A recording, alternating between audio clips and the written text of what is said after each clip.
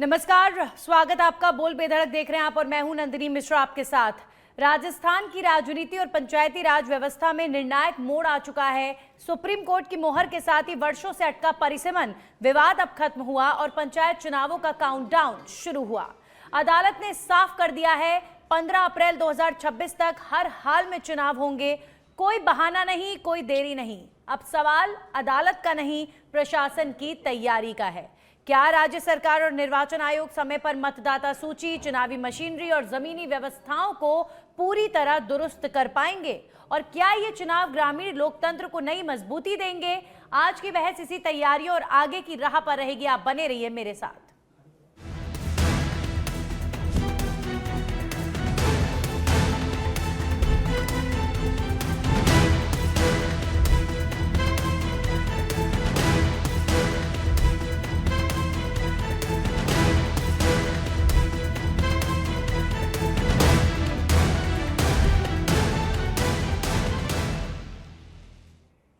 Court ने राजस्थान में पंचायत और निकाय चुनाव को लेकर जो भी बाधाएं परिसीमन को लेकर आ रही थी, उन सब पर फुल स्टॉप लगा दिया है और कोर्ट ने किसी भी ऐसी याचिका पर संज्ञान लेने से साफ इनकार कर दिया है जो परिसीमन विवाद से जुड़ी हुई हैं। कोर्ट यही कह रहा है कि अब परिसीमन विवाद को इतना ज्यादा नहीं खींचा जा सकता। प्रदेश के अंदर निकाय और पंचायत चुनाव जरूरी है कि अब समय पर हो, क्योंकि ऑलरेडी बहुत देर हो चुकी है और एक डेडलाइन तय की गई है कोर्ट की तरफ से 15 अप्रैल 2026। तो क्या वाकई 15 अप्रैल 2026 तक निकाय पंचायत चुनाव राजस्थान में हो जाएंगे? क्योंकि अभी सिर्फ कोर्ट की तरफ से कहा गया है, अभी तक चुनाव आयोग की तरफ से कोई तारीख की घोषणा नहीं हुई है। लेकिन हाँ, चर्चा यही है कि परिसीमन की सारी तैयारियां 31 दिसंबर को पूरी हो चुकी थी और अब जो है चुनाव आयोग वोटर लिस्ट तैयार करने में लगा हुआ है। चर्चा करने के लिए हमारे साथ पॉलिटिकल एक्सपर्ट देवेंद्र शास्त्री जुड़ चुके हैं। बहुत बहुत स्वागत सर आपका। देवेंद्र जी, प्रदेश में ये सिस्टम का बहुत बड़ा फेल्योर रहा कि इतना लंबा वक्त चला गया, निकाय और पंचायत चुनाव अभी तक नहीं हुए हैं। कई लोगों का, कई जनप्रतिनिधियों का कार्यकाल, कई पार्षदों का कार्यकाल पहले ही समाप्त हो चुका है। 2 साल होने वाले हैं कई कॉन्स्टिट्यूएंसीज में तो, लेकिन अभी तक फिर भी निकाय चुनाव, पंचायत चुनाव, चाहे कोई भी कारण रहा हो, चाहे परिसीमन रहा हो, चाहे SIR रहा हो, नहीं हुए। इस सिस्टम का फेल्योर है। लेकिन अब 15 अप्रैल कोर्ट ने डेडलाइन जब तय करी है, क्या आपको प्रदेश में अभी तक हालात देखकर लग रहा है कि वाकई 15 अप्रैल तक चुनाव हो जाएंगे? कोर्ट ने कह दिया है तो अब चुनाव 15 अप्रैल तक होने ही चाहिए।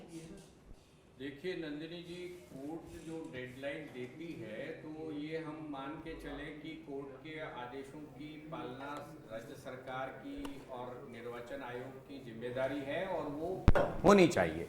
लेकिन हम लगातार देख रहे हैं कि राज्य सरकार की तरफ से या निर्वाचन आयोग की तरफ से अदालत में बहुत सारे एक्सक्यूजेस दिए जाते हैं और उसके आधार पर ही ये चुनाव जो हैं आगे बढ़ते आए हैं और इतनी देरी से जो है चुनाव अब से कोर्ट के आदेशों के तहत हो रहे हैं। तो अभी की जो ताज़ा स्थिति है, कोर्ट बार बार 15 अप्रैल की डेडलाइन दे रही है, लेकिन सच्चाई ये है कि राज्य सरकार भी और इलेक्शन कमीशन दोनों ही अभी तक पूरी तरह से, जिसको कहना चाहिए कि सब पूरी तैयारी हो गई है, वो आश्वस्त नहीं है।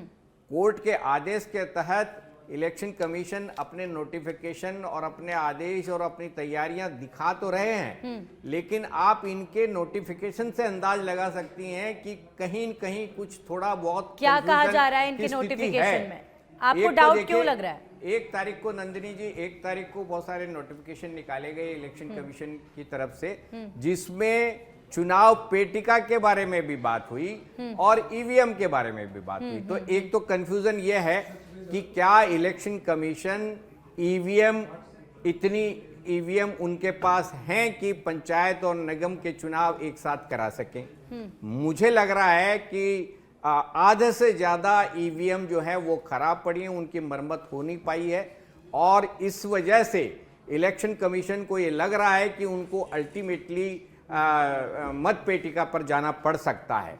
तो ये दोनों तरह की तैयारियां चल रही हैं। चलिए, कैसे भी हो, अगर इस तरीके से मत पेटिका के माध्यम से भी निकाय चुनाव और पंचायत चुनाव हो जाते हैं तो इसमें किसी को हर्ज नहीं है। इनफैक्ट विपक्ष तो हमेशा से मांग करता रहा है कि ट्रांसपेरेंट चुनाव के लिए इस तरीके से बैलेट वोटिंग होती है तो इसमें कोई दिक्कत नहीं है। इसमें हर्ज नहीं है, हर्ज नहीं है, लेकिन राज्य सरकार क्या ईवीएम को छोड़ करके और मत पेटिका पे जाना चाहती है, ये एक मुद्दा है।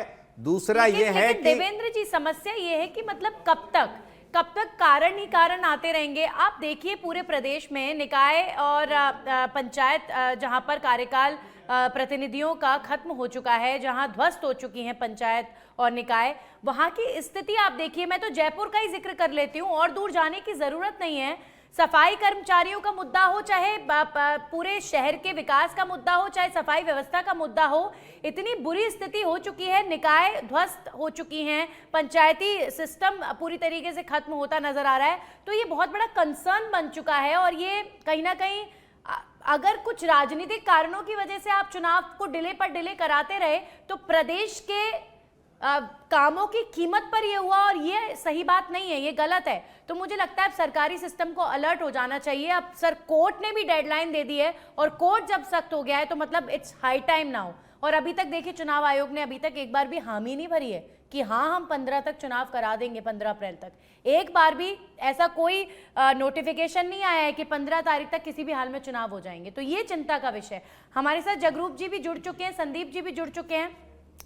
देवेंद्र जी इस पर अपनी बात रखिए, फिर मैं जगरूप जी का रुख करूंगी। तो ये चिंता का विषय है सर कि अभी तक कोई नोटिफिकेशन नहीं कि 15 तक हो जाएंगे। देखिए इसमें 2-3 तरह के कारण हैं जिनकी वजह से इलेक्शन कमीशन बहुत जल्दी नोटिफिकेशन के तहत अनाउंसमेंट नहीं कर पा रहा है। एक तो यह है कि राज्य सरकार की तरफ से हरी झंडी मिलनी है कि उन्होंने जो सीमांकन का जो प्रोसेस शुरू किया था, तो वो उनका पूरा हुआ कि नहीं हुआ, वार्डों का, पंचायतों का, और नगर निगम और नगर परिषद नगर पालिकाओं का। तो ये एक क्लियरिटी अभी तक पूरी तरह से नहीं है। कोर्ट ने भले ही कह दिया होगा, कोर्ट में सरकारी वकील ने बयान दिया है कि परिसीमन की प्रक्रिया 31 दिसंबर तक हो गई। लेकिन परिसीमन के बगैर आप किनका चुनाव कराएंगी? कि वार्डों का परिसीमन तो एसेंशियल है, तब आप वार्ड मेंबर कराएंगे। दूसरी राज्य सरकार के अधिवक्ता ने सुप्रीम कोर्ट को यह कहा कि 31 दिसंबर तक हमने परिसीमन पूरा करा लिया है। अब तो वोटर लिस्ट बनने की तैयारी हो रही है। जगरूप जी आप प्रकाश डालिए इस विषय पर कि देखिए कोर्ट ने डेडलाइन तय कर दी, और कोर्ट अगर किसी बात के लिए डेडलाइन तय करता है ना सर, तो मतलब ये अंदाजा हम भी लगा सकते हैं कि कितना ये हाई टाइम है राजस्थान के अंदर निकाय और पंचायत चुनाव। मुझे नहीं पता कि विपक्ष केंद्र के मुद्दों पर तो विरोध प्रदर्शन और सब चीजें मैं हमेशा अपनी डिबेट में ही जिक्र करती हूँ जब राजस्थान में दुविधा की कोई बात आती है। अब जी राम जी पर ये विरोध प्रदर्शन करने वाले हैं, इन्होंने पंचायत निकाय चुनाव पर तो कुछ किया ही नहीं, और ये बड़ी चिंता का विषय है। मैं विपक्ष से जब सवाल करूंगी तब उनसे करूंगी इस प्रश्न। लेकिन जगरूप जी आपको लग रहा है सिस्टम को देखकर अभी फिलहाल कि हाँ 15 अप्रैल तक चुनाव हो जाएंगे, आप क्या लगता है आपको? नंदिनी जी मैं 2 बातें कहना चाहूंगा। प्रथम तो ये कि मेरी समझ में नहीं आता कि बैठे बैठाए राज्य सरकार ने ये आफत क्यों मोल ले ली। 2 साल राज्य सरकार को बने हुए हो गए। स्थानीय निकाय के चुनाव 73वें और 74वें संविधान संशोधन के चलते अब ये राज्य सरकार की इच्छा शक्ति पे नहीं निर्भर करते, ये संवैधानिक आवश्यकता है। और मेरी समझ से परे है ये बात कि राज्य सरकार अपील में गई है सुप्रीम कोर्ट के पास कि साहब हमें परिसीमन के लिए या रिजर्वेशन के लिए समय बढ़ा दीजिए। तो सुप्रीम कोर्ट ने फटकार लगाई राज्य सरकार को कि वे आप किसी भी बहाने पे चुनाव को नहीं टाल सकते, ये आपकी संवैधानिक बाध्यता है। और ऐसी स्थिति में 15 अप्रैल की जो deadline Rajasthan high court as well as supreme court से जो निर्धारित हुई है उस तक पूर्व में नहीं कराए, उसके लिए भी राज्य सरकार को और इनको राज्य निर्वाचन आयोग को खेद व्यक्त करना चाहिए। 2 साल के लंबे समय में परिसीमन हुए, जिलों का पुनर्गठन किया, पुनर्सीमांकन किया, प्रदेश जो की भी हालत करते देखिए सर, प्रदेश की आप हालत देखिए, इतनी छोटी ड्रिल है, बुरी स्थिति है। सड़कों पर सफाई व्यवस्था की इतनी बुरी स्थिति, धरातल पर जाकर देखेंगे तो पता चलेगा कि निकाय काम नहीं कर पा रहा है। स्थानीय निकाय के निर्वाचन नहीं होने से जो परिणति होती है, जो परिणाम हुए हैं, वो तो सबके सामने है ही। बिल्कुल। लेकिन मुझे ये समझ में नहीं आया कि 2 साल के लंबे अंतराल में राज्य सरकार ने क्यों कर ये शिथिलन बरता, क्यों राज्य निर्वाचन आयोग ने इसमें रुचि नहीं ली। ये तो राज्य सरकार जाने क्या कारण। सुप्रीम कोर्ट ने अब कहा कि परिसीमन और नो परिसीमन आप पुराने वार्डों से कराइए, अगर आपका परिसीमन नहीं होता। और संदीप पुरानी का- मतदाता सूचियों से कराइए। बिल्कुल चुनाव Nothing समय पर doing। होने चाहिए थे, लेकिन अब चलिए जो हुआ सो हुआ, और समय जो नहीं निकला कराएंगे सो तो हुआ। इसके बड़े भारी दुष्परिणाम राज्य सरकार को भुगतने जनता पड़ेंगे। देख सुप्रीम रही है। कोर्ट संदीप कंटेम्प्ट लगा कलवानिया देगा। जी, मैं तो सीधा प्रश्न करूंगी, अभी भी 15 तारीख कोर्ट ने कही है, चुनाव आयोग की तरफ से क्लैरिटी नहीं है, लेकिन अब कोर्ट ने कह दिया है तो हम उम्मीद यही करेंगे कि 15 अप्रैल तक चुनाव हो जाएं। लेकिन ये बड़ी हैरानी की बात है कि प्रदेश में इतने लंबे समय तक होल्ड पर पंचायत और निकाय जैसे बड़े चुनाव रख दिए जाते हैं और इस मुद्दे की गूंज प्रदेश में सुनाई नहीं देती, क्योंकि जिन्हें ये मुद्दा उठाना है वो तो सोशल मीडिया तक सीमित है। राहुल गांधी और रणदीप सुरजेवाला और मल्लिकार्जुन खड़गे जी को प्लीज करने में जुटे हुए हैं। प्रदेश के मुद्दों पर कांग्रेस पार्टी नदारद है सर। जी, मैं डिबेट शुरू करने से पहले थोड़ा सा बैकग्राउंड में जाना चाहूंगा कि संवैधानिक जो प्रावधान है, संविधान के आर्टिकल 243 ई और यू में स्पष्ट प्रावधान है कि नगरीय निकायों का और पंचायत राज संस्थाओं का चुनाव 5 साल का कार्यकाल होगा। अब अपने राजस्थान में जनवरी 2025 में 7000 ग्राम पंचायतों का कार्यकाल पूरा हो गया था और इन्होंने आनन फानन में चुनाव की घोषणा करने की बजाय राज्य सरकार ने प्रशासक नियुक्त कर दिए। प्रशासक जैसे ही नियुक्त किए, हमने हमारे जो कांग्रेस के कार्यकर्ता थे उन्होंने बाकायदा माननीय उच्च न्यायालय में डिवीजन बेंच में याचिका दायर की थी कि यहां राज्य सरकार संवैधानिक प्रावधानों की पालना नहीं कर रही, आप चुनाव करवाएं, इनको 5 साल इनका टेन्योर पूरा हो गया, प्रशासक नहीं लगाया जाए। राज्य सरकार ने कोर्ट में अंडरटेकिंग दी कि हम परिसीमन और पुनर्गठन का काम करवा रहे हैं और हम जल्दी चुनाव करवा देंगे जैसे काम चलेगा। सुनवाई भी कोर्ट में निरंतर चल रही थी और सड़कों पर कांग्रेस भी लगातार प्रदर्शन कर रही थी। अभी आपने कहा था कि कांग्रेस नदारद है, ऐसा बिल्कुल भी नहीं है। आपको मैं बताऊंगा। आप देखिए जी राम जी पर विरोध प्रदर्शन करेंगे, आप कैसे खबरों में बने रहेंगे? बता रहा हूँ, चुनाव के लिए आप लोगों ने कुछ नहीं किया साहब। हमने रैली निकाली है, की ना हमने टीवी पे संविधान बहसें बचाओ जो की। रैली निकाली है वो उससे निकाली क्या है। होगा बाकायदा की संविधान टीवी बचाओ चैनलों जो- पे आप कैसी बात कर रहे हैं? तो नंदिनी जी, मैं भी तो थोड़ा सा बोल लूं। आप डिबेट का एक सौहार्दपूर्ण वातावरण रहे, अच्छा रहेगा। जो दर्शक सुनना चाहते हैं, मैं उस बात पे आना चाहता हूं। तो संवैधानिक प्रावधानों की जो पालना नहीं कर रही थी, तो हम लगातार कोर्ट से लेकर सड़क तक लड़ रहे थे। सदन में भी हमने मामले उठाए हैं जब सदन के सत्र आए तब। मगर कांग्रेस क्या कर सकती है? कांग्रेस सिर्फ धरना प्रदर्शन कर सकती है। निर्णय तो निर्वाचन आयोग और राज्य सरकार को लेना है, क्योंकि सत्ता में वो लोग हैं। अब जब हाई कोर्ट ने, डिवीजन बेंच ने कहा है कि आप हर हाल में, ये कांग्रेस के कार्यकर्ताओं की याचिका थी डिवीजन बेंच में, और संयम लोढ़ा जी जो हमारे पूर्व विधायक है उनकी याचिका थी, उस पर बाकायदा डिवीजन बेंच ने कहा कि आप 15 अप्रैल तक 2026 तक चुनाव करवाने आपको अति आवश्यक है। ये राज्य सरकार ने और यह राज्य निर्वाचन आयोग ने कोई याचिका नहीं दायर की थी। आपने तो ये बोल दिया कि हम तो हेल्पलेस हैं जी। विपक्ष कितना मजबूत होता है मैं आपको बताती हूँ। सरकारी सिस्टम पर दबाव कितना मजबूत होता है मैं आपको बताती हूँ। आपको याद होगा किसानों का आंदोलन, कृषि कानून वापस लेने पड़ गए थे। आपको याद होगा अभी हाल ही में सरकार ने एक डिसीजन लिया था, सुनिए मोबाइल एप्लीकेशन का वापस लेना पड़ गया था। हमने प्रदर्शन किया, आप लोग कुछ करते नहीं है, तभी तो कुछ होता नहीं है। सरकार बिल्कुल फ्री महसूस करती है। नहीं है इनके पास। अरे सर, वो अब मानेंगे नहीं ना इस बात को, लेकिन मुझे लगता है ऐसा कि जैसे जी राम जी बिल के विरोध में केंद्र का मुद्दा है, वैसे तो चलिए ठीक है, आप केंद्र के मुद्दे पर भी कर सकते हैं, लेकिन आप राजस्थान के मुद्दे पर इतनी मेहनत करते तो राजस्थान की जनता कितना खुश होती कि आप राजस्थान के हित के लिए आप इतनी मेहनत कर रहे हैं, लेकिन नहीं थे। हमें तो नजर नहीं आए। खैर, जो भी संवैधानिक प्रावधानों की पालना नहीं कर रहे हैं, उनके लगातार कांग्रेस सत्ता से लेके सदन से लेके सड़क तक पूरे मुद्दे उठा रही है। कलवानिया जी खुद वकील हैं, अगर ये मुझे फीस दे तो मैं इनको बता सकता हूं कि ये क्या कर सकते थे कानूनन। अरे सर, अब इस क्या फीस की बात कर रहे हैं आप? मुझे अभी ठीक है, मजाक से इतर हटके मैं सुमित जी के पास आ जाती हूँ। सुमित जी, सरकारी तंत्र के फेल्योर का तो क्या मैं डेफिनेशन दूं?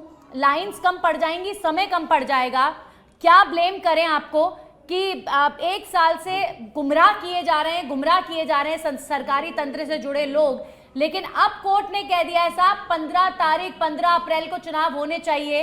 इलेक्शन कमीशन को अब आगे बढ़ने दीजिए, सरकारी तंत्र के लोग उन्हें आगे बढ़ने दीजिए, रिक्वेस्ट है। राजस्थान का हाल खराब कर दिया है सरकारी तंत्र की लापरवाहियों ने, और परिसीमन और SIR जैसी प्रक्रिया में देरी होने की वजह से ये चुनाव नहीं हो पा रहे हैं और जनता को यहाँ पर परेशानी झेलनी पड़ रही है। माफी मांगनी चाहिए सरकारी सिस्टम को सर इस मुद्दे पर।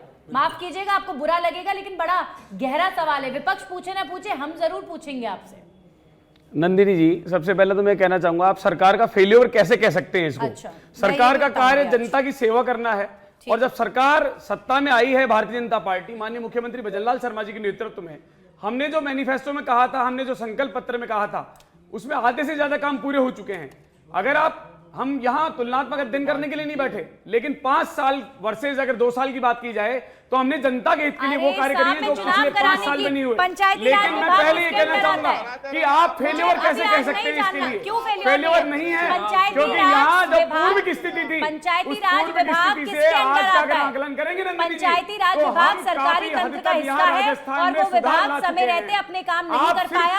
इसमें सरकारी सिस्टम की गलती है, सरकारी सिस्टम का फेल्योर है। नहीं नंदिनी जी, चुनाव किस लिए डिले आप हुए? निष्पक्ष बात कीजिए। चुनाव मेरा किस आपसे लिए डिले निवेदन हुए? है, आपने सरकार का फेल्योर शब्द कैसे प्रयोग किया? सरकार फेल्योर कैसे कह सकते हैं? किसने कराया डिले? आपने अभी कहा सरकार का किसने फेल्योर। कराया डिले? नंदिनी जी परिसीमन देखिए, प्रक्रिया में डिले क्यों एसआईआर हुआ? की बात करें तो एसआईआर पूर्व में होती आई है, तो आज भी होगी और उसकी प्रक्रिया निरंतर जारी है। अरे जो आप भी कारण देखिए, रहा हो साहब, जो राष्ट्र के हित के लिए होगा, राज्य के हित के लिए होगा, वो निश्चित है, वो करना पड़ेगा। ध्वस्त हो गया नंदिनी प्रदेश जी, के मेरा अंदर। आपसे एक निवेदन मैं है, आपसे- बिल्कुल आप एंकर हैं, नहीं। मेरा निवेदन है सुमित आप जी, मेरा प्रश्न सुनिए नहीं, आज। लेकिन सरकार आपने क्या जो कर रही है, फेल्योर मुझे नहीं शब्द सुनना। प्रयोग किया, मेरी बात मेरा सुनिए। बस मेरे को दुख इस सुमित बात जी, का है मुझे भी कि बहुत यहाँ दुख है, कांग्रेस चुनाव तो नहीं हो झूठ रहे। बोलती आई है, झूठ लेकिन नहीं है। इस प्रकार सुमित के जी, शब्दों मेरा का मेरी आप बात प्रयोग नहीं सुनिए। करें। एक लाइन तो मेरा सुन लीजिए। निवेदन है आपसे। सुनिए, मेरा नहीं। भी आपसे एक निवेदन है। जी। सरकारी तंत्र का फेल्योर कैसे है चुनाव ना होना, मैं आपको समझाती हूँ।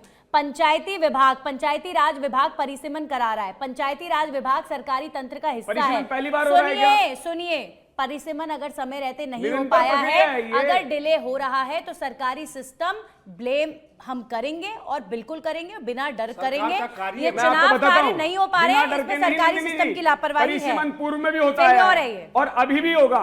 ये कोई डर निरंतर नहीं है इस सतत बात को प्रक्रिया कहने है और सतत प्रक्रिया को हम निभाएंगे। और ये हमने जो- कोर्ट भी कह रहा है। सुनिए, दूसरी बात मैं आपको निवेदन करना चाहूंगा, बिल्कुल माननीय न्यायालय का जो फैसला आया है 15 अप्रैल के लिए, वो स्वीकार्य है, क्योंकि वो वैसे भी होने वाला था। मैं निवेदन करूंगा देवेंद्र जी आ रहे आपको कि जिस प्रकार से बिल्कुल चुनाव की प्रक्रिया पूर्ण तैयारी हो चुकी है, एसआईआर पूर्ण हो चुका है, जिस प्रकार से चुनाव विभाग बिल्कुल, जिस प्रकार से मैं आपको निवेदन करूं कि तैयारियां बिल्कुल, जिस प्रकार से मतदाता सूची अंतिम चरण में है और चुनाव होना ही है, लेकिन राज्य के हित की बात भजनलाल सरकार लगातार करती आई है। और मैं कह रहा हूं कि फेल्योर शब्द इसलिए प्रयोग नहीं कर सकते क्योंकि चाहे महिलाओं की बात हो, चाहे धर्मांतरण कानून की बात हो, सर, चाहे और विषय यहाँ पर जल आप क्यों बात रख रहे हैं, मुझे संरक्षण की समझ में बात हो, नहीं आ रहा है। चाहे मेरी बात सुनिए, मैंने कब कहा कि SIR की भजनलाल बात हो, सरकार कोई तो और कार्य नहीं देखिए, कर रही। सरकार मैं का तो उद्देश्य चुनाव क्या की है? बात कर रही हूँ। जनता का हित करना।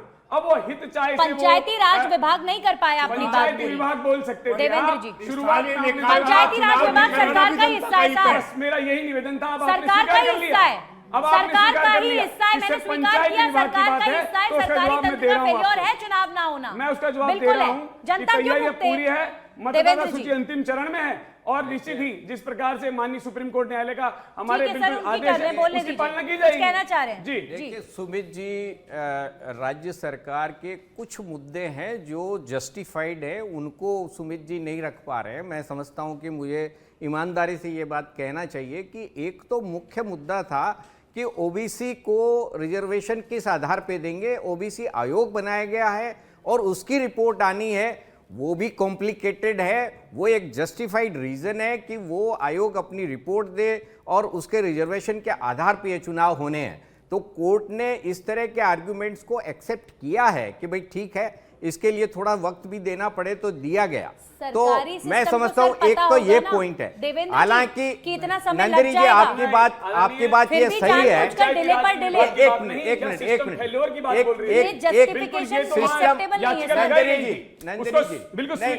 मिनट सुमित जी, लेकिन राज्य सरकार का यहाँ तो फेल्योर आप एक्सेप्ट करिए कि जो निरंतर सतत प्रक्रिया है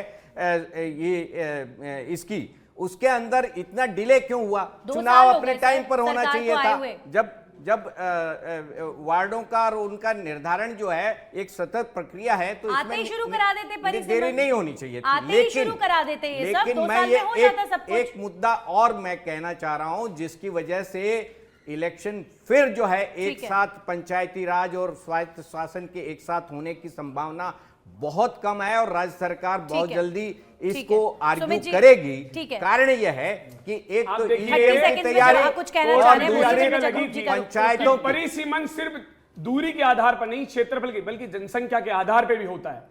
तो आप देखिए जो वर्तमान में स्थिति आई है और ओबीसी वाली बात आई है, नहीं कितना विरोध परिसीमन का प्रदेश भर में हो रहा है। अभी विरोध की गांव बात वालों नहीं की है, नाराजगी विरोध है, तो सिर्फ ठीक है, कांग्रेस नहीं, उस विषय देश पर में हम विरोध क्या नहीं हो बोलें? रहा, लेकिन जिनको ठीक है, दिक्कत उस आ रही हूं बात से है संदीप कि जी। इनको लग रहा है जैसे खुद की मानसिकता होती है कांग्रेस की, वैसी ही भारतीय जनता पार्टी को, लेकिन नहीं, भारतीय जनता पार्टी का ऐसा कोई दृष्टिकोण नहीं वो है, अभी कुछ वो नहीं कह रहे, जनता के वो हित तो के लिए मौन कार्य है। करती है। और परिसीमन विपक्ष उनके कहाँ दिमाग कुछ में कह वैसा रहा है? ही है मैंने आपसे कांग्रेस कब वालों बोला के कि मन में, विपक्ष कुछ कह जैसा रहा कि है? भाई साहब कह रहे हैं कि विपक्ष परिसीमन तो नहीं मौन है, है, विपक्ष लेकिन तो ऐसा कुछ नहीं नहीं कह है, रहा। हमारा उद्देश्य जनता की ठीक सेवा है। करना है और वो हम जगरूप कर जी रहे हैं। बोलिए। नंदिनी जी ठीक है देखिए, सर, अब उनकी ये- टर्न है, एक ये सेकंड जी। असंदिग्ध रूप से कांग्रेस बीजेपी का सवाल नहीं है। राज्य सरकार का और निर्वाचन आयोग का दायित्व था कि समय जो 243 के तहत 5 साल की मर्यादित अवधि है उसमें चुनाव करवाए जाने चाहिए थे। जी। परिसीमन हुआ, रिजर्वेशन हुआ ओबीसी का, ये सब स्थानीय प्रशासन राज्य सरकार के मुद्दे हैं जो उनको यथेष्ट शीघ्रता के साथ संपादित किए जाने चाहिए थे। और उल्लेखनीय है कि माननीय सुप्रीम कोर्ट ने जब राज्य सरकार से याचिका के जरिए राज्य सरकार ने समय मांगा परिसीमन के लिए, तो उन्होंने, मैं आपको 2 उदाहरण देना चाहूंगा, केसरी सिंह बनाम उत्तर प्रदेश और महाराष्ट्र समथिंग, उनमें दोनों मामलों में, एक में तो ओबीसी रिजर्वेशन पे, एक पे परिसीमन पे, सुप्रीम कोर्ट ने पूर्व में ही बड़ा कड़ा फैसला दे रखा है कि इन आधारों पे चुनाव स्थगित नहीं किए जा सकते। ये राज्य सरकार का पुनीत दायित्व है कि वो समय पे चुनाव संपादित कराए। और खास तौर से संवैधानिक संशोधन 73वें 74वें के बाद ये स्थानीय प्रशासन की भिन्न इकाई है, इससे लोगों को निकटस्थ जो अब प्रशासनिक जनता जनप्रतिनिधि के सुविधा बिना मिलनी क्यों चाहिए वो रहे? नहीं उनकी मिलता। उनकी आवाज कौन उनको उठाएगा, नुकसान उनकी होता कौन है। सुनेगा? आज सुनने वाला कोई नहीं है। गली मोहल्लों में इतने हालात खराब हैं, जो कर्मचारी हैं वो अपनी मनमानी करते हैं, सुनने वाला कोई नहीं है। जनप्रतिनिधि होता है तो कम से कम बिल्कुल सही। सुनवाई हो जाती है। बहरहाल फाइनल कमेंट संदीप जी आपकी तरफ से लेना चाहेंगे इस विषय पर। मुझे लगता है कि अब कम से कम इस मुद्दे पर कांग्रेस पार्टी को अलर्ट हो जाना चाहिए। आप अपनी चुनावी तैयारियां जो करें सो करें, लेकिन प्रदेश के अंदर आवाज बनिए जनता की। जनता चाहती है कि आप निकाय और पंचायत चुनाव पर भी बोलें, सिर्फ जी राम जी बिल पर बोलने से कुछ नहीं होगा सर। देखिए, राजस्थान में, अपने देश में त्रिस्तरीय पंचायत राज व्यवस्था है और उनके एक बहुत ही महत्वपूर्ण लोकतंत्र में उनकी भूमिका है। और जैसे अब चुनाव नहीं हो पा रहे तो उनको फंड नहीं मिल पा रहा, जैसे जगरूप सर बता रहे हैं, बहुत बड़ा अलग अलग मदों में इनको बजट मिलता है, वो नहीं मिल पा रहा। और राजस्थान सरकार के बयानवीर मंत्री पूरा 1 साल निकाल दिया। अब पहले कह रहे थे हम अप्रैल में चुनाव कराएंगे, फिर कह रहे थे हम जून में करवाएंगे, फिर सितंबर तक की डेडलाइन आई, फिर दिसंबर के लिए तो फाइनली कह रहे थे कि हम तुरंत ही चुनाव करा देंगे दिसंबर तक। मगर लगातार भारतीय जनता पार्टी की जो सरकार है राजस्थान में, वो पूरी तरह से फेल है। सुप्रीम कोर्ट ने माननीय इसमें बेन सिंह के मामले में, पंजाब के मामले में भी कह चुका है कि 5 साल का कार्यकाल होगा तो इनमें 5 साल में आपको चुनाव कराने पड़ेंगे। सुरेश महाजन के मामले में भी कह चुका है सुप्रीम कोर्ट। तो हम लगातार ये कह रहे हैं कि अब तो 15 तारीख की डेडलाइन आ गई, अब तो आप चुनाव की डेट डिक्लेयर कर दें, आप जनता को बता दें। अभी तो 3 महीने का समय बचा, आप बताएं तो सही कब चुनाव करा रहे हैं। 30 सेकंड्स देवेंद्र जी, 15 तारीख की डेडलाइन पर एक बार फिर से आपको लग रहा है कि आप बताइए कि चुनाव हो जाएंगे, क्या स्थिति है? चैनल है, इसके ऊपर ठीक है, ठीक है, 30 सेकंड्स पर देवेंद्र जी। एक चीज स्पष्ट है जी। कि इलेक्शन कमीशन की जो हिचक है जो तैयारियों को लेकर के, वो एकदम स्पष्ट है। और जो स्थानीय निकाय चुनाव और पंचायती राज चुनाव, ये दोनों एक साथ कराने की बीजेपी सरकार की बहुत दावेदारी थी कि वन इलेक्शन वाले प्रोसेस के तहत, लेकिन वो उसकी कोई संभावना नजर नहीं आ रही है। वो दोनों इनको अलग अलग करने पड़ेंगे क्योंकि किसी तरह की भी तैयारी अभी तक है नहीं, क्योंकि इलेक्शन कमीशन जो है दोनों में जा रहे हैं। और दूसरी बात, ओबीसी आयोग की रिपोर्ट को लेकर के भी कंफ्यूजन है। अभी तक तैयारी हो गई होगी, लेकिन जनगणना नहीं हुई। बिना जनगणना के क्या आधार लेंगे ओबीसी के रिजर्वेशन का? ये एक मुद्दा है जो आने वाले अनाउंसमेंट के पहले होना है। वन नेशन वन इलेक्शन की बात ये कर रहे थे। मैं कहना चाहूंगा, जब उद्देश्य हमारा स्पष्ट होता है, अच्छा होता है, वन नेशन वन इलेक्शन के पीछे हमारा उद्देश्य क्या था कि वास्तव में जो खर्चे हैं वो कम होने चाहिए। कर्मचारी बार बार जो वास्तव में शिक्षा विभाग में बच्चों को नहीं पढ़ा पाते, तो वो यहाँ लगे जिससे उनकी भी किसी प्रकार की हानि नहीं हो। तो बिल्कुल मैं वही निवेदन कर रहा हूं, वो हो भी पाएगा और ये अंतिम चरण में है जिस प्रकार से। लेकिन हाँ, माननीय सुप्रीम कोर्ट न्यायालय का जो आदेश आया है वो बिल्कुल वो स्वीकार्य है और वो करना भी होगा, क्योंकि हमारा तो इन फाइनल वैसे भी करने वाले थे। ठीक है, अच्छी बात है। देखिए जिस प्रकार से ये कह रहे हैं कि नहीं होने वाला, तो ये ऐसे स्पष्ट कैसे कर सकते हैं? ये स्पष्ट बिल्कुल नहीं कर सकते। तैयारी का आपको नहीं पता। एसआईआर जिस प्रकार से पूरी हुई, मतदाता सूची जो हमारी है वो अंतिम चरण में है, उसकी जिस प्रकार से परिसीमन का फाइनल हमारा अंतिम चरण में है कार्य है, तो ये सभी कार्य सिद्ध करते हैं। चलिए ठीक है, इससे पहले ठीक है, अच्छी बात है सुमित जी, स्वागत योग्य है। इतने समय बाद सही, कम से कम अब जब चुनाव आएंगे, देर आएंगे दुरुस्त आएंगे, लेकिन जल्दी आए। अब इंतजार हो रहा है, लोग बेसब्री से इंतजार कर रहे हैं। तो 15 अप्रैल से पहले पहले अच्छी बात है कि अगर सरकारी सिस्टम तैयार है तो चुनाव आयोग तो ऑटोमेटिकली तैयार हो जाएगा। सभी लोग जुड़े, बहुत बहुत शुक्रिया आप सभी का जुड़ने के लिए और अपने राय इस विषय पर रखने के लिए। इसी के साथ ही खास पेशकश में इतना ही। नमस्कार।